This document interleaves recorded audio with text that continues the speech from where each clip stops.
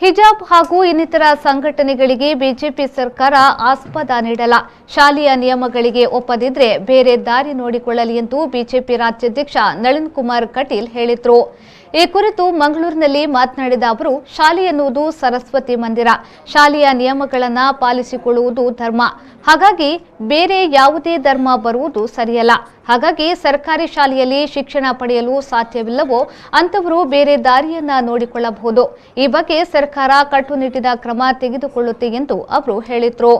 ಇನ್ನು ಸಿದ್ದರಾಮಯ್ಯ ಅವರ ಸರ್ಕಾರದ ಅವಧಿಯಲ್ಲಿ ಏನೆಲ್ಲ ಆಗಿದೆ ಎಂಬುದು ಜನರಿಗೆ ಗೊತ್ತಿದೆ. ಕರಾವಳಿಯನ್ನ ತಾಲಿಬಾನ್ ಮಾಡಲು ಬಿಡುವುದಿಲ್ಲ. ಟಿಪ್ಪು ಜಯಂತಿ, ಶಾದಿ ಭಾಗ್ಯದಂತಹ ಯೋಜನೆಗಳ ರೂವಾರಿ ಸಿದ್ದರಾಮಯ್ಯ ಹಿಜಾಬ್ ಬಗ್ಗೆ ಮಾತನಾಡುತ್ತಿದ್ದಾರೆ. ಅವರ ಆಡಳಿತ ಕಾಲದಲ್ಲಿ ಸಾಮರಸ್ಯ ಕದಡುವ ಎಷ್ಟು ಘಟನೆಗಳು ನಡೆದಿದೆ ಎಂಬುದನ್ನು ಆತ್ಮಾವಲೋಕನ ಮಾಡಿಕೊಳ್ಳಲಿ ಎಂದು ನಳಿನ್ ಕುಮಾರ್ ಕಟೀಲ್ ತಿರುಗೇಟು ನೀಡಿದರು. ನೋಡಿ, ಈ ರಾಜ್ಯದಲ್ಲಿ ಭಾರತೀಯ ಜನತಾ ಪಾರ್ಟಿಯ ಸರ್ಕಾರ ಇದೆ. ಹಿಜಾಬ್ ಇರ್ಬೋದು, ಯಾವುದೇ ಈ ರೀತಿಯ ಘಟನೆಗಳಿಗೆ ಆಸ್ಪದಗಳಿಲ್ಲ. ಶಾಲೆ ಅನ್ನತಕ್ಕಂಥದ್ದು ಒಂದು ಸರಸ್ವತಿ ಮಂದಿರ. ಇಲ್ಲಿ ಆ ಶಾಲೆಯ ನಿಯಮ ಮತ್ತು ಅನುಶಾಸನದೊಟ್ಟಿಗೆ ಕಲಿಬೇಕಾಗಿರ್ತಕ್ಕಂಥದ್ದು ಧರ್ಮ. ಅದರೊಳಗೆ ಬೇರೆ ಧರ್ಮ ತರತಕ್ಕಂಥದ್ದು ಸರಿಯಲ್ಲ. ಮಕ್ಕಳಿಗೆ ಅವಶ್ಯಕತೆ ಇರತಕ್ಕಂಥ ಶಿಕ್ಷಣ, ಯಾರಿಗೆ ಈ ಶಾಲೆಗಳಲ್ಲಿ ಶಿಕ್ಷಣವನ್ನು ಪಡೀಲಿಕ್ಕೆ ಸಾಧ್ಯ ಇಲ್ಲವೋ ಅವರವರು ಬೇರೆ ದಾರಿಯನ್ನು ಹುಡುಕ್ಬೋದು. ಆದರೆ ನಮ್ಮ ಸರ್ಕಾರ ಕಟ್ಟುನಿಟ್ಟಿನ ಕ್ರಮ ತಗೊಳ್ಳುತ್ತೆ. ಇಂಥದ್ದಕ್ಕೆ ಎಲ್ಲೂ ಅವಕಾಶಗಳಿಲ್ಲ. ಶಾಲೆಯ ನಿಯಮದ ಅಡಿಯಲ್ಲೇ ಕಲಿಬೇಕು. ಇದನ್ನು ತಾಲಿಬಾನ್ ಮಾಡಲಿಕ್ಕೆ ನಾವು ಅವಕಾಶಗಳನ್ನು ಕೊಡುವುದಿಲ್ಲ.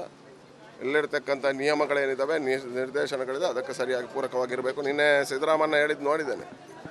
ಸಿದ್ದರಾಮಯ್ಯ ಮುಖ್ಯಮಂತ್ರಿ ಆಗಿದ್ದಾಗ ಇಲ್ಲಿ ಟಿಪ್ಪು ಜಯಂತಿಯನ್ನು ಮಾಡಿ ಸಾಮರಸ್ಯವನ್ನು ಕೆಡಿಸಿರ್ತಕ್ಕಂಥ ಸಿದ್ದರಾಮಯ್ಯ ಶಾದಿ ಭಾಗ್ಯದ ಹೆಸರಲ್ಲಿ ಕೆಲವೇ ಸಮುದಾಯಗಳಿಗೆ ಅವಕಾಶಗಳನ್ನು ಕೊಟ್ಟಿರ್ತಕ್ಕಂಥ ಸಿದ್ದರಾಮಯ್ಯ ಇವತ್ತು ಹಿಜಾಬ್ನ ಬಗ್ಗೆ ಮಾತನಾಡ್ತಾರೆ. ಅವರು ಯೋಚನೆ ಮಾಡಬೇಕು. ಅವ್ರು ಇರ್ತಕ್ಕಂಥ ಕಾಲಘಟ್ಟದಲ್ಲಿ ಅವರ ಆಡಳಿತದಲ್ಲಿ ಈ ರೀತಿಯ ಘಟನೆಗಳು ಎಷ್ಟಾಗಿದ್ದಾವೆ, ಇದರಿಂದ ಏನು ಸಾಮರಸ್ಯ ಕೆಡಿಸಿದೆ ಅನ್ನುವಂಥದ್ದು ಎಚ್ಚರಿಕೆಯಿಂದ ಅವ್ರು ಮಾತನಾಡಬೇಕು ಅಂತ ಹೇಳ್ತಾ, ಇವತ್ತು ಹಿಜಾಬ್ ಅಂತದ್ದಕ್ಕೆ ನಮ್ಮ ಸರ್ಕಾರ ಅವಕಾಶಗಳನ್ನು ಕೊಡುವುದಿಲ್ಲ. ಇವತ್ತು ನ್ಯಾಯಾಲಯದ ಮುಂದಿದೆ, ತೀರ್ಮಾನ ಕಾಯ್ತೇವೆ. ಎಲ್ಲವೂ ನಿಯಮದ ಶಾಲೆಯ ಅನುಶಾಸನಗಳೇನಿದ್ದಾವೆ, ನಿಯಮ ಇದೆ, ಆ ನಿಯಮಕ್ಕೆ ಸರಿಯಾಗಿ ನಡೀಬೇಕು. ಪೂರ್ಣ ಭರವಸೆಯ 10,100 ಕೋಟಿ ರೂಪಾಯಿ ವ್ಯವಹಾರ. ಸಹಕಾರ ರತ್ನ ಡಾಕ್ಟರ್ ಎಂಎನ್ ರಾಜೇಂದ್ರ ಕುಮಾರ್ ಅವರ ಅಧ್ಯಕ್ಷತೆಯಲ್ಲಿ ಅಭಿವೃದ್ಧಿಯ ಪಥದತ್ತ ಸಾಗುತ್ತಿದೆ ಎಸ್ಸಿಡಿಸಿಸಿ ಬ್ಯಾಂಕ್.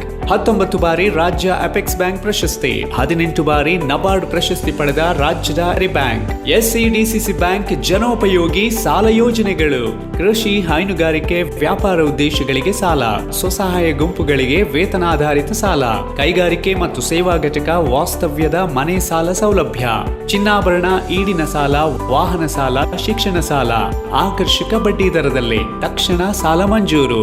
107 ವರ್ಷಗಳ ಸಾರ್ಥಕ ಸೇವೆಯಲ್ಲಿ ದಕ್ಷಿಣ ಕನ್ನಡ ಜಿಲ್ಲಾ ಕೇಂದ್ರ ಸಹಕಾರಿ ಬ್ಯಾಂಕ್ ನಿಯಮಿತ. ಪ್ರಧಾನ ಕಚೇರಿ, ಉತ್ಕೃಷ್ಟ ಸಹಕಾರಿ ಸೌಧ, ಕೊಡಿಯಾಲ್ ಬೈಲ್, ಮಂಗಳೂರು.